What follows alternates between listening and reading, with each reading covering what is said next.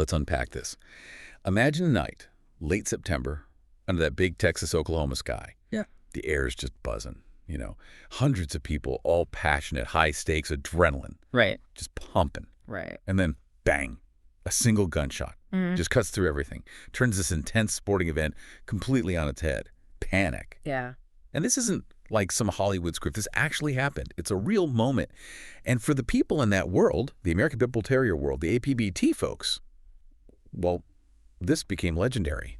Infamous, even. Absolutely. It wasn't just about the competition itself, which was apparently top-notch. It was the chaos. Yeah. That incident. Yeah. It just changed everything for them. So our mission today, really, is to dive deep into that. Understand not just what happened, but the currents underneath, what led to it. Exactly. And what's so fascinating here, and what this really throws a spotlight on, is how fast things can escalate. A seemingly small dispute, a simple no thanks, but in that kind of environment. High stakes, intense, passionate, it just exploded into violence.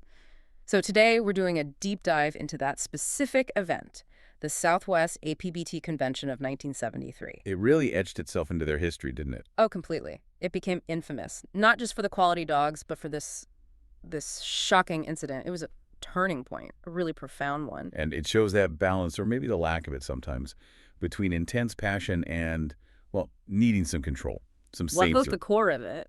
So our guide for this whole exploration, this deep dive into what is, let's be honest, a pretty niche but really compelling bit of history. It comes from an account on www.adtinfo.com. A really detailed rundown. You can try and pull out the key details, the human story behind it, and, the ripple effects. What changed afterwards? There's so much there about human nature under pressure, community dynamics, how traditions evolve or are forced to. And just a quick mention up front, for anyone listening who wants to really go deeper, develop a full understanding, there are hundreds of hours of history on APBTs and game dogs out there. Yeah, it's a deep well. You should definitely check out the APBT INFO YouTube channel. Yeah. Seriously, it's an amazing resource if you want extensive, detailed, and honestly really engaging history on this whole world. Yeah, highly recommended for context. Yeah. So this 1973 convention, it really forces us to ask, how does a community defined by this level of intensity react when its own passion pushes it right to the edge? Right, to the brink of disaster. Exactly. So we'll look at the immediate chaos, that panic we mentioned, then the aftermath, which is, well, kind of bizarre in some ways. Yeah, surprisingly so. And critically, the long-term impact. How did it reshape things? How did it reform that subculture? We're not just telling a dramatic story. We want to get at why it mattered so much. The lessons learned about standards, risk, and finding that path to safety without killing the spirit of the game. Okay, so let's paint that picture, set the stage. September 29th, 1973. This isn't some polished indoor arena, forget that. No, far from it. We're talking rugged, almost like something out of an old Western. A dramatic cliff looking down over the Red River, right there on the Texas-Oklahoma border. You can almost picture the dust, the heat. Totally. Imagine late afternoon, sun going down, sky lighting up, then twilight comes and people start arriving. Maybe more than the 400 reported. Cars kicking up dust on these rough roads to get to this remote spot. For a lot of them, this was like a pilgrimage. A major event in their world. Definitely. People came from all over the U.S., all for this ultimate display of these dogs. And the setup itself, makeshift. Yeah, exactly. Yeah. Around this dirt ring, the center of it all, you've got these rough stands, maybe just planks, tarps, whatever they could rig up, packed with people. Okay. Then night falls properly, and bam, harsh spotlights come on. Jury-rigged, probably blinding in places. It creates this weird, almost theatrical vibe, a stage set for drama, miles away from any normal sporting event. A very raw atmosphere. Raw is the word. The air itself. It's earthy, dusty. You've got the smell of the animals and just this massive undercurrent of excitement, adrenaline, passion. It wasn't just any show. No, this was groundbreaking for them. It was unprecedented. The first time they tried to run 12 consecutive fights. One after another, no breaks, all in one weekend. 12 fights, back to back. Yep. Think about the ambition there, the sheer endurance needed, the physical toll, the emotional toll, not just on the dogs, but on everyone. Handlers, judges, the crowd, everyone's going to be pushed to their limit. You can immediately see how that ramps up the tension, an atmosphere like that. It's a pressure cooker. Every emotion gets amplified. Right. You've got the high stakes, the physical demand, condensing 12 fights into one weekend. Nerves are already going to be frayed. For sure. And the source points out something crucial here. Alcohol.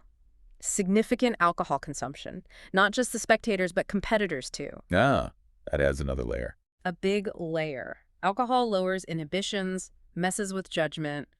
But in this specific setting, with all that focus and competitive fire, it's like throwing gasoline on it. It's not just loosening people up. No, it's inflaming tempers, blurring lines, making small things feel huge. A minor disagreement could turn dangerous fast. It's almost a perfect storm. The source actually says the game could get out of control, right? It does. And this setup shows exactly how. It highlights the risk when that passion isn't managed with some foresight, some safety rules. This mixed the intensity, the schedule, the alcohol. It wasn't just high tension. It feels like it was almost designed for something to spill over. A powder keg, just waiting. A powder keg that seemed almost guaranteed to go off. And it didn't take long. It started right after the very first fight of the weekend. Kicked off early. Yeah. The first match was Butcher Boy versus Samson. After it ended, the focus shifts, to the dogs, assessing them, tending to injuries. That's where Benny Clayton and Pat Perry were, Samson's handlers. Right, in the ring, doing their job. Exactly. Taking care of their dog after a tough match. The energy's still high, but the fight's over for a moment. A different kind of tension, maybe. And that's when Hustleton comes in. That's him. Jim Hustleton. The source calls him an amateur vet. So, someone with some practical know-how, probably learned within the community, not formally trained. Okay. He walks up, offers to help with Samson, the injured dog. Seems like a nice gesture, right? Camaraderie, helping out a fellow enthusiast. On the surface, yeah. But in that world. Exactly. Pride, self-reliance, reputation. It's all tied up in how you handle your own animals. So even a well-meaning offer with emotions already running high, it can land wrong. And this is where it really starts to turn, because what looks like a simple refusal just spirals. What do they say? Perry and Clayton just turned them down, said they'd handle their dog themselves. Pretty straightforward, right? Seems reasonable. Handlers have their ways, their routines, it's their dog. Totally normal within that context. But the source is really specific here, and it's key. Hustleton felt it as a personal offense. Sintió el rechazo como un agravio personal. Wow. A personal offense. Yeah. That's not just reporting, it's insight into his mindset. How did a simple no thanks become that? It makes you wonder, doesn't it? How often do we take things personally, especially when ego's involved or we're already stressed? Exactly. And in this hyper-competitive scene where your ability to care for your dog is your reputation, maybe rejecting help from an amateur vet felt like questioning his skills, dismissing him, insulting his place in the community. So it wasn't just about the dog's care, it was about him. It seems like it touched on his identity, his standing.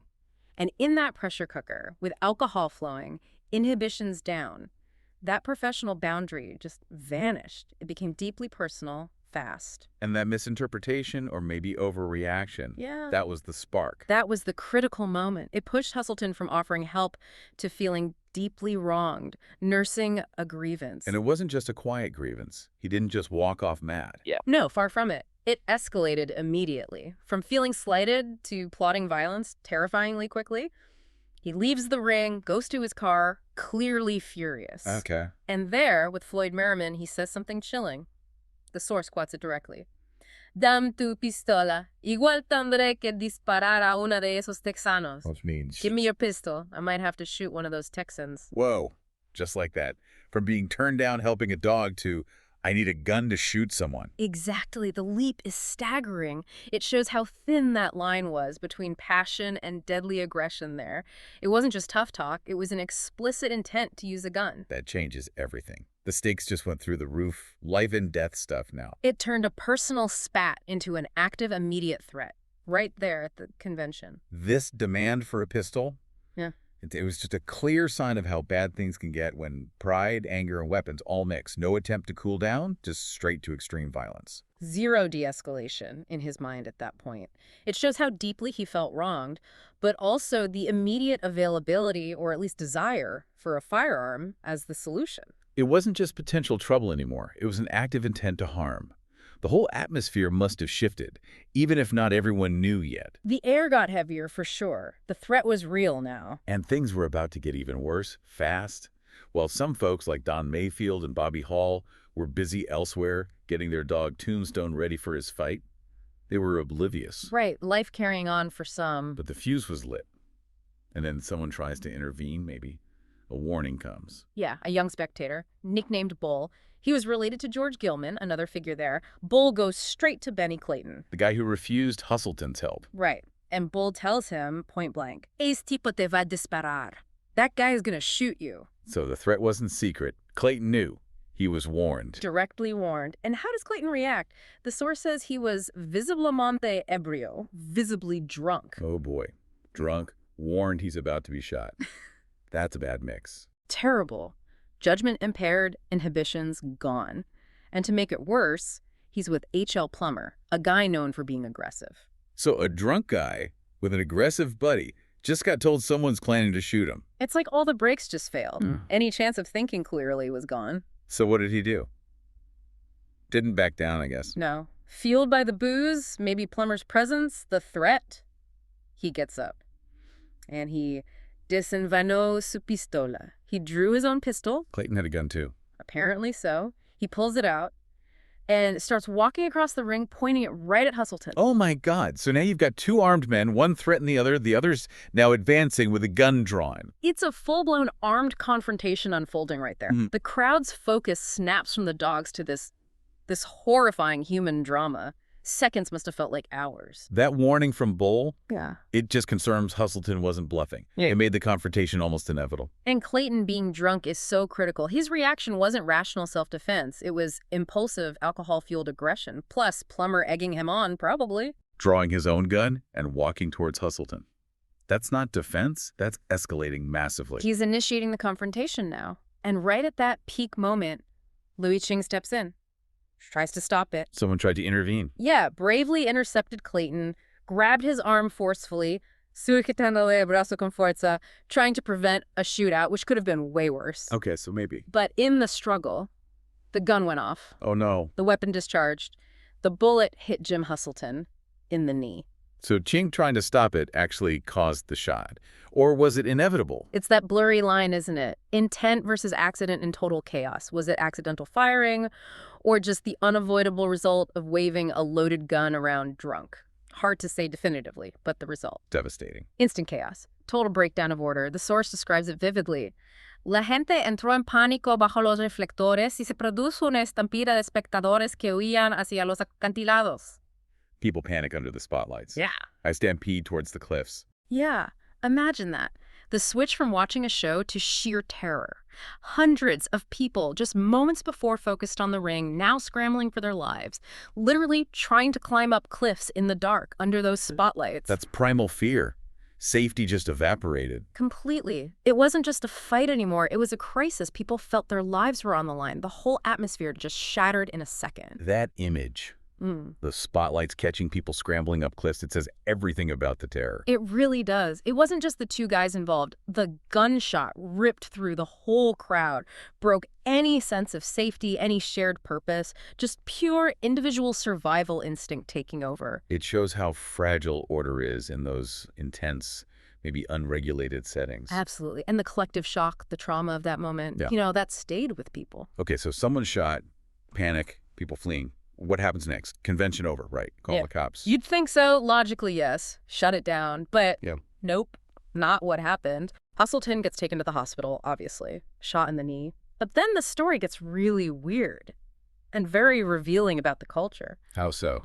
At the hospital, they ask him, how'd you get shot? And his explanation, it's almost comical if it wasn't so serious. He claimed he disparado mientras cazaba ardillas. He shot himself while hunting squirrels. Yep. Shot in the knee at a late-night dog event on a cliff, and he says he was hunting squirrels. That's unbelievable. How could anyone buy that? Right. It suggests this really strong code of silence. Keep the outside world, especially the police, out of it. Handle things internally. So no police report, no charges filed. Exactly. Despite clear evidence of violence, a shooting, nothing formal, it points to this powerful internal mechanism, this deep desire to manage their own conflicts, control the narrative, avoid outside attention. The kind of tribal autonomy, distrust of the system. Seems like it. Protect the community, protect the sport, even if it means covering up a crime. That squirrel story really says it all. This fierce need to keep things in-house, even something this serious. It tells you about their priorities back then. Resolving things internally, even violence, was preferred over involving external authorities who might misunderstand or shut them down entirely. It shows that strong independence, maybe insularity too, protecting the game was paramount. Yeah, a willingness to maintain that facade, however flimsy, to shield their world from scrutiny. It's a testament to those strong bonds, that unique value system. Okay, so Hustleton's at the hospital with his squirrel story. Back at the cliffs. Surely they packed up then. This is maybe the most jaw-dropping part. You'd assume, right? Shooting, panic, stampede, show's over. Absolutely. But incredibly, Yeah. Don Mayfield and Bobby Hall, after checking Hustleton wasn't, dying. That was the only condition, he wasn't dying. Apparently, they went back to the ring, and the fight that was supposed to happen next, Tombstone versus Bully Sun Jr., they restarted it. You're kidding me. They actually continued the fights. Dead serious. After a gunshot, a man wounded, people fleeing in terror, the show went on. It's almost impossible to grasp. That level of dedication, or maybe something else. Prioritizing the game over everything. Even basic human response to trauma or safety. It pushes the limits of understanding competitive drive, doesn't it? And the source says this happened while people were still fleeing. That's the chilling detail. Mientras algunos asistentes escalaban los acantilados para alejarse del caos, while some were still scrambling up the cliffs to get away. Wow. So some people are literally running for their lives, terrified, and others are back in the ring, carrying on like it was just a quick break. That surreal contrast, it raises huge questions about the mindset. What does that say about their commitment? Was it stoicism, desensitization? Was the game just that central to everything? It suggests the competition, the tradition was so fundamental it just overrode everything else, even immediate danger. Yeah, as the source puts it, the passion could desbordarse hasta el límite, overflow to the limit, to the point of overriding basic safety, basic human instinct. That resilience or stubbornness, it really shows the priorities of that community then. That image is haunting. Yeah. Fleeing and fighting side by side. But okay, despite all that, the violence, the chaos, there's another twist with the people involved. Yeah, the human element comes back in a really unexpected way. You'd think Clayton, the shooter, and Hustleton, the one shot, would be enemies for life. Naturally. Grudges, bad blood, maybe worse later on. But the source says, astonishingly, they acabaron reconciliándose y mantuvieron buena relación personal. They ended up reconciling and stayed on good terms. They reconciled after all that and had a good relationship. Incredible, isn't it? Despite the slight, the threat, the gun, the wound, the panic, they found a way past it. It shows another layer of complexity. Maybe forgiveness, or just keeping the community together was more important than the feud. Could be. It suggests this capacity to move past conflict, maybe prioritizing internal cohesion. It's a powerful reminder that even in extreme situations, relationships and shared identity can sometimes overcome violence. A different kind of resilience, maybe? So, the personal reconciliation is one thing, but the incident itself, it must have forced bigger changes, right? You can't just have a shooting at your convention and carry on like nothing happened long term. Absolutely not. And connecting that personal peacemaking to the bigger picture. The Southwest APBT 73 incident was a massive wake-up call. It forced the community to self-regulate, to adapt. Because they wanted to handle things internally anyway. Possibly, but also because something like this threatens the very existence of their events. The shooting became, as the source says, un antes y un después, a before and after. It demanded fundamental change. What kind of changes? Concrete ones. Directly addressing what went wrong. First, control más estricto sobre armas de fuego en el recinto. Stricter gun control at the venue. Makes sense. A direct response. Totally. Acknowledging that guns and high tension are a recipe for disaster. Passion can't justify that risk. Okay, what else? Second, regulación del consumo de alcohol entre handlers y organizadores. Regulating alcohol for the handlers and organizers. Targeting Clayton's drunkenness and the overall atmosphere. Exactly. Recognizing that impaired judgment was a huge factor. Not about morals, just practical risk management. And the third thing. Presencia obligatoria de personal médico veterinario acreditado. Mandatory presence of accredited medical and vet staff. Ah, back to the start of the whole thing. The offer of help. Right. Having professionals there removes that potential trigger point of an amateur feeling slighted. It ensures proper care, too. These changes together were a huge shift towards professionalism, towards safety. Learn the hard way. So it really was a crucible moment. Forced a reckoning. The 73 convention became legendary, not just for the quality fight, Which were apparently excellent. but infamous for the incident, the shooting. It got burned into the collective memory. Proof that the passion, that raw energy, could become dangerous if it wasn't channeled, wasn't regulated. Definitely. Those changes, guns, alcohol, medical staff, they weren't just rules. They were vital lessons. A recognition that for the sport, the tradition, to survive, it needed boundaries, structure, safety. It forced the community to mature, didn't it? Towards being more responsible, more sustainable. It's a powerful story of adaptation. These changes weren't just rules, they were pragmatic responses to passion clashing with safety. It showed that raw dedication has to confront practicality. And that's a lesson beyond just this one community. Oh, absolutely. Any passionate group, any high-stakes event, sports, concerts, whatever, needs regulation, needs safety protocols to protect people and ensure it can continue. The '73 convention became a cautionary tale. A stark one. Intense dedication is powerful, but it has to be balanced with responsibility for everyone's well-being. When passion overflows, as the source said, disaster can happen. Proactive measures are essential. That move towards self-regulation became their template for survival. So quite a journey we've taken. From a simple offer of help to a gunshot, a stampede, and then this bizarre aftermath reconciliation, and finally, fundamental reform. This deep dive really shows how fast things spiral and what it takes for a community to pull itself back and impose structure. It's an incredible story, packed with lessons. And the lasting takeaway, it's not just about the specific rules they made, is it? No, it's deeper.